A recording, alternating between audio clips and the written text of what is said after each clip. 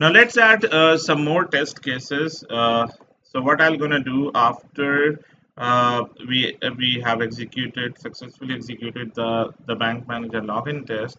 So what we're gonna do, the next test should be adding a customer, right? So I'm gonna create one more test over here. After login test, I can click on new. This login test, we should actually give it a name as bank manager login test. Right, so I'll just rename this test to Bank Manager Login Test, and inside the test.ng XML file, I'll mention the same name over here as well. So it should be Bank Manager Login Test, right? And we're gonna add a new test, a second test that should be add customer test. So I'll name it as add customer test. This was Bank Manager Login Test, right?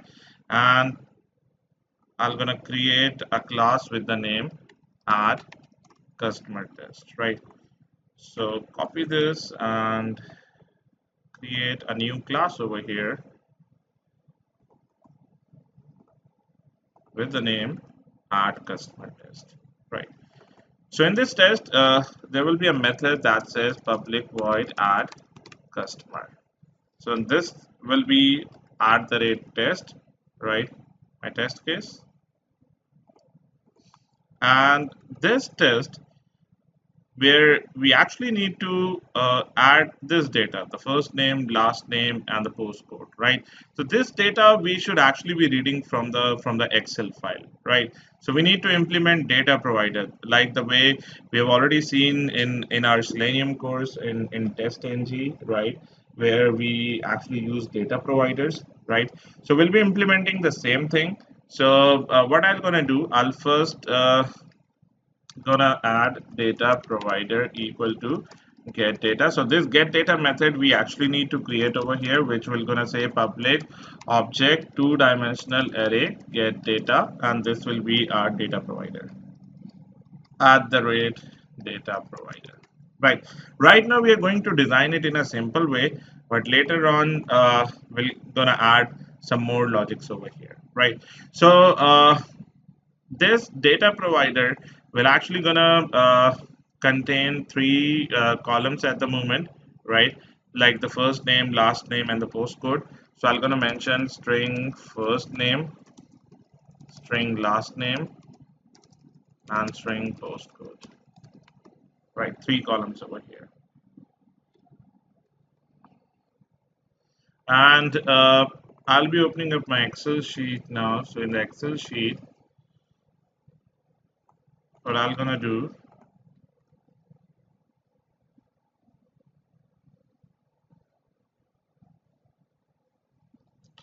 I'll be creating a sheet with the name add customer test, right?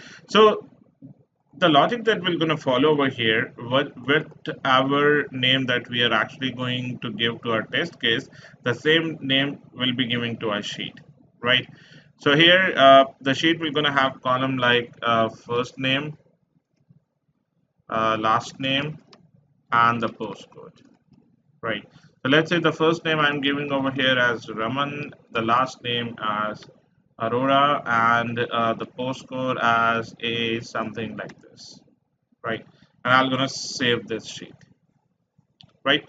So data provider we need to implement over here like the way we have implemented in test.ng. So I'm gonna take this from one of my project. So I'll just copy this data provider code, and one of the utility we will be needing is the Excel utility. So Excel utility that we have used, that is one of the utility will be keeping it inside the utility. So I'm talking about one of the Excel reader file. So I can take it from my existing project. The same Excel reader file you'll be using, you'll directly gonna put it inside your utilities. Now this Excel reader file actually contains some methods through which you can do reading and writing from Excel sheet, right? So we need to add some APIs as in some dependencies in our pom.xml file. So these are POI related jar files that you need to add. So I'm going to show you what all jars that you need to add. You need to add a dependency like this, Apache POI, then POI 00 XML, then you need to add DOM4j, then you need to add XML beans, and the final one is POI 00 XML schemas. So these are the jars that you actually need in order to do reading and writing uh, from Excel, right?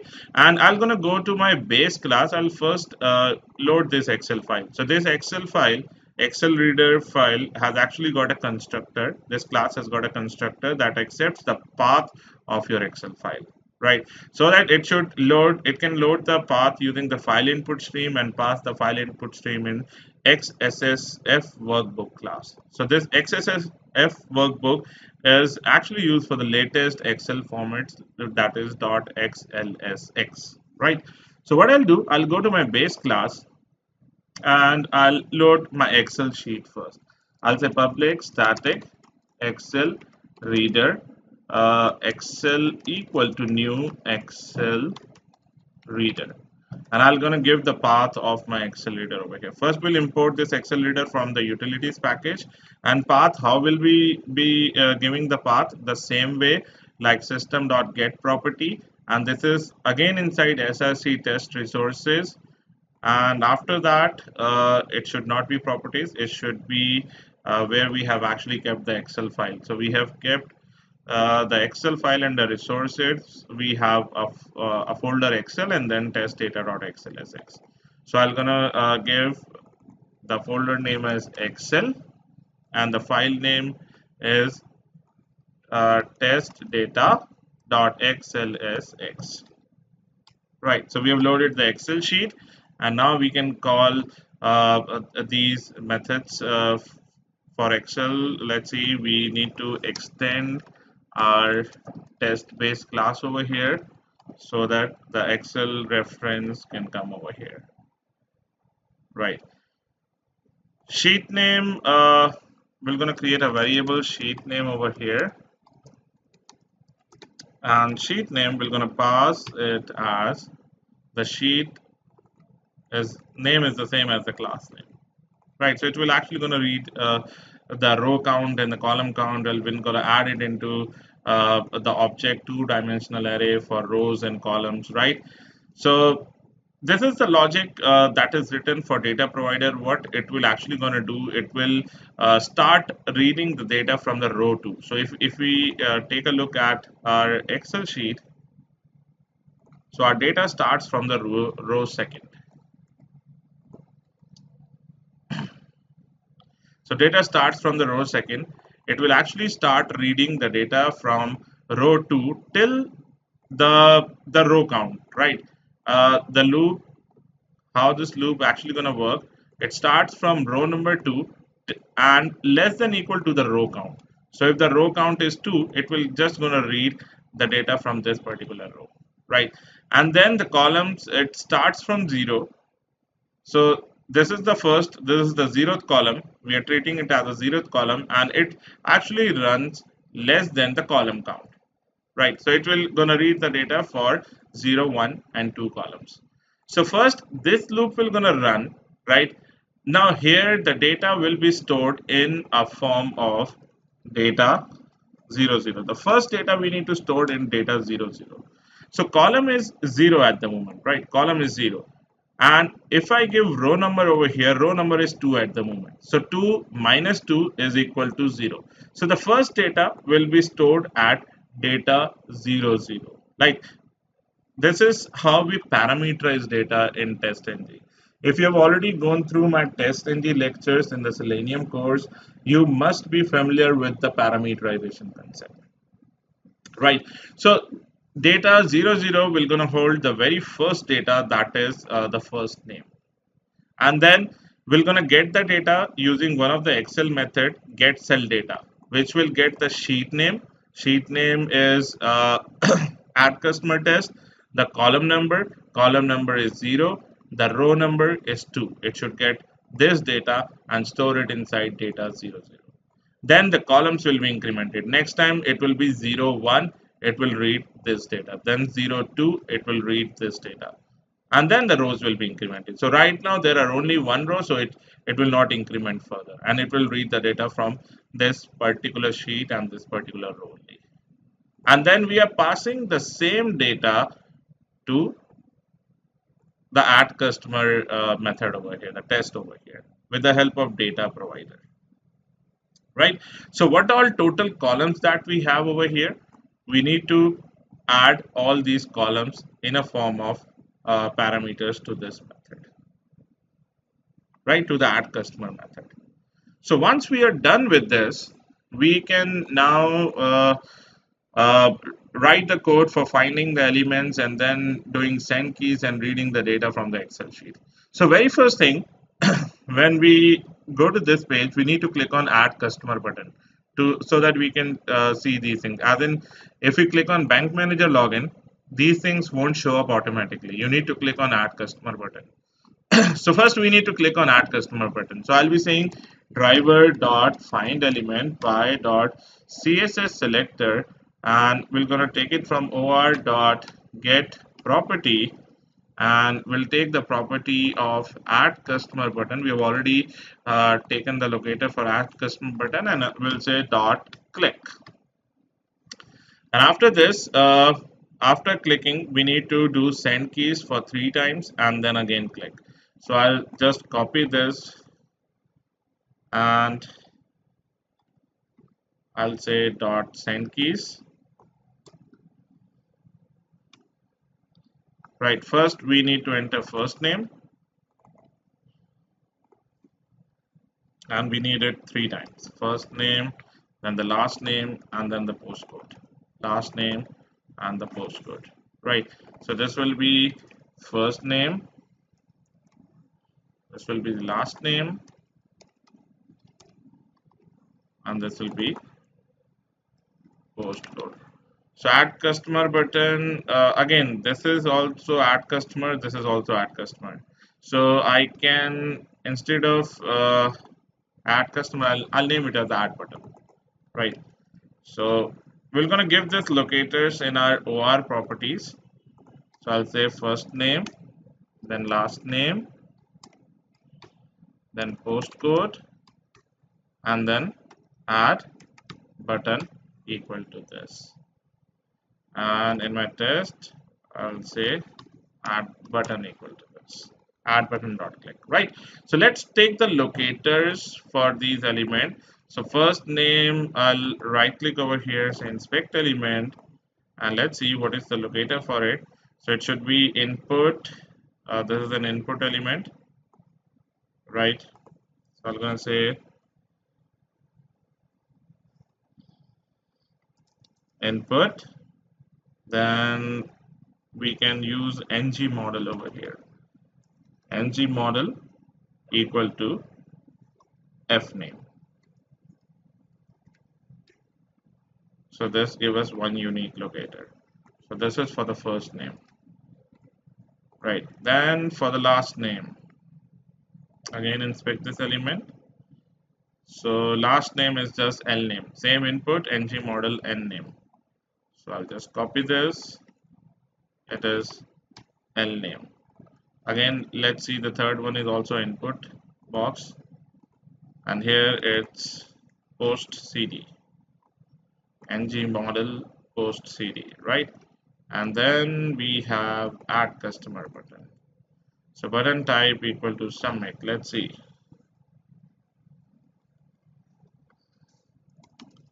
Button, sorry,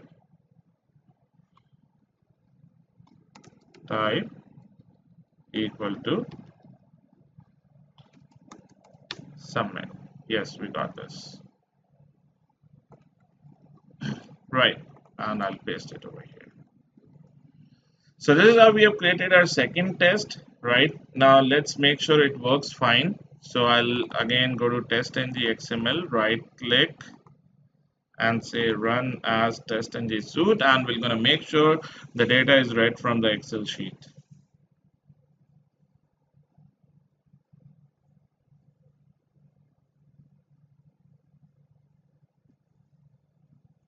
See, the data is actually read from the Excel sheet. And if we take a look at the results, so see, this is the data that is read from the Excel sheet. And if we refresh our reports, we're going to see the second test, that is add customer test over here. And this is what we have actually filled, right? Now, what happens if I go over here and if I enter the first name, if I enter the last name and some postcode, and if I click on add customer, see, there's an alert that shows up. I need to validate this alert as well, and I'll need to click on OK button. So whenever you add any user over here, you can see this thing should remain constant, and this ID gets changed. So right now it's 14. If I add one more user over here, let's say this and some more postcode, and if I click on this, see, this is changed to 15, but this thing remains constant. Customer added successfully. So what I can do, I'll add this message as a data in my Excel sheet. So this is my Excel sheet, and this is actually an alert text, right? So I can mention one more column over here, say alert text, and the alert text is customer added successfully, right? I'll just validate if this message appears, then the test case is pass, and it should click on the alert button as well, right? The accept, it should click on the OK button as well, right? So we need to handle this alert over here. So what we're going to do, I'll go over here to my add customer test, and we need to implement something like we can say wait dot, okay, we need to implement explicit wait, like the web driver wait. So what I'll do, I'll go to my base class, right? Because I need to implement something like it should wait till the time alert is present. And this is one of the explicit condition. This won't be handled through implicit wait. Implicit wait is only for checking the presence of element if it is not immediately present. It is not for checking the alerts, right? For alerts, we need to use some expected condition. So I'll say public static web driver wait. Right, we'll implement explicit waits in the framework now, and over here I'll say wait equal to new web driver wait. Give the driver reference and give 5 seconds as an explicit wait. So over here I can now go to my test and say wait dot until the expected conditions dot alert is present, right? And this should actually gonna return you the reference of alert interface. So you can say alert equal to this, and when you say alert dot get text, it will get the text of alert.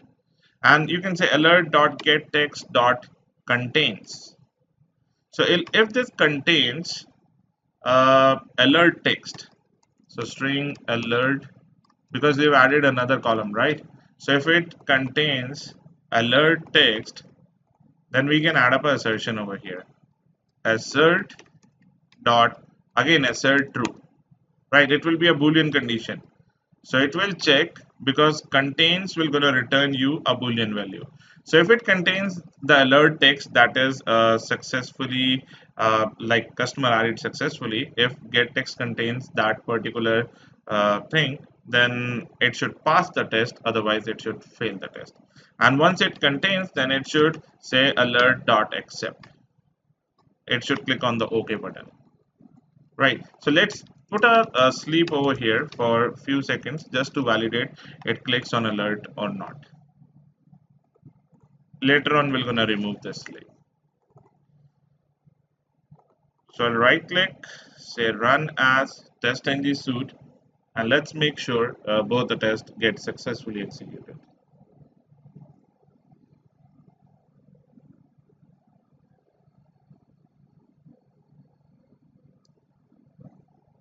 Okay, the execution was very fast. So no failure. We should have given a sleep before it clicks on accept to make sure it is the alert is actually appearing or not. Right. So I'll run this once more.